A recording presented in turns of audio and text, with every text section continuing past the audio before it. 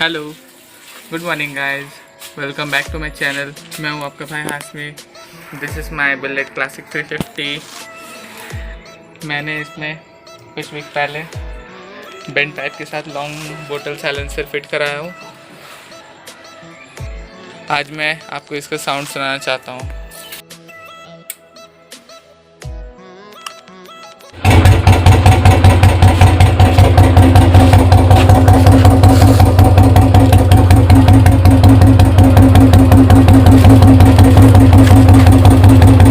आप इसका आवाज़ क्लियरली सुन सकते हैं। ये इसका थंब है।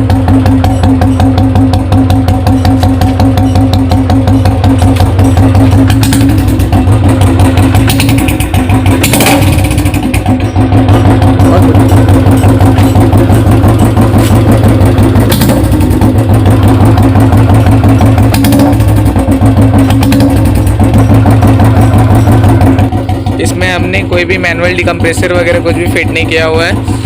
ये इसका ओरिजिनल साउंड है।